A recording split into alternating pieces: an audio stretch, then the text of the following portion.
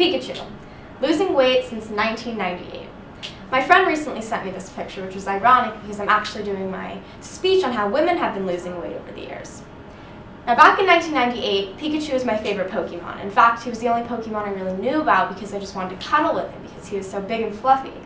Now, he's all skin and bones. I wouldn't want to cuddle with him if my life depended on it. Now, the same friend that sent me this picture used to stare at herself in the mirror, examine her body, look at me and say, "Maddie, I was born in the wrong era." I used to say, "Sarah, you're crazy." "No, you aren't." Well, she may have a point. Over the years, things like social media, celebrities, and models have all influenced the way women view their bodies. Now, that hasn't changed much over the years. What has changed is what this body is that these women are actually trying to achieve. Back in the early 1900s, women wanted a very voluptuous body, much like actress Camille Clifford.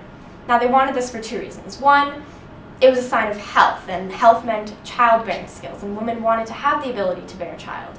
Two, it was a sign of wealth. If you were bigger, you had enough money to put food on the table and eat. Then in the 1920s, this changed drastically, and women wanted to look more like Louise Brooks. They wanted to look very slim and slender, and this happened because women were coming out of World War I and were embracing this new concept of modernism, and they wanted to be everything Victorian women weren't. Victorian women were very robust and big, and they wanted to be everything opposite of that, slender and slim. Also, fashion designers were designing flapper dresses, and they decided that these flapper dresses would look much better on women that were very skinny, and so women saw these flappers on stage and they wanted to look just like them.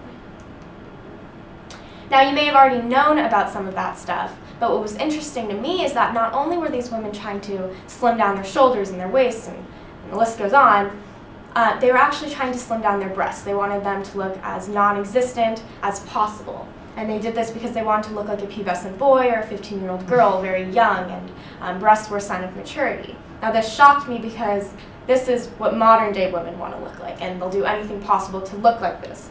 Breast implants, push-up bras, you name it. Now jump ahead to the 1950s and you see Marilyn Monroe. Now, Marilyn Monroe changed the concept of body image back to a voluptuous image. But not only this, but breasts were just as important in this era. She wasn't the only part of this change, but Playboy had a lot to do with this. In 1953, they actually used Marilyn Monroe on the cover of their issue, and this actually enhanced the breast craze in this era. As you can see, Marilyn Monroe is put on this cover and she's very full-breasted, and so women saw the attention that this was getting from men, and they wanted the same attention, so they did everything they could to look like this. Now, jump ahead another 10 years and you see Twiggy.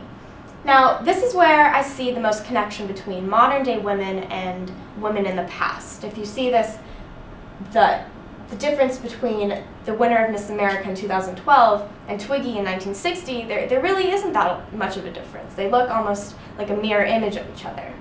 And I thought that was very interesting. You see the most thread between the two eras. Now, over the years, women have tried everything they could do to, get the body that they want. In 2012, we used diet pills to lose 5 pounds in 5 days. Well, in the 1940s, it wasn't too different, except for the fact that they would take these pills to lose 5 pounds to gain 5 pounds in 5 days. Doctors would actually prescribe women these vinegar tablets so that they could gain weight. I saw an advertisement for these diet pills in the 1940s, and it actually showed a woman saying, "Men don't even look at me because I'm too skinny." If only that were the case now.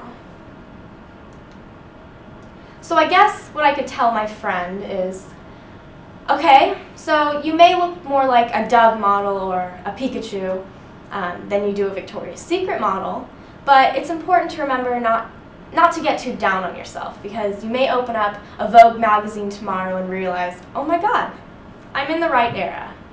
Thank you.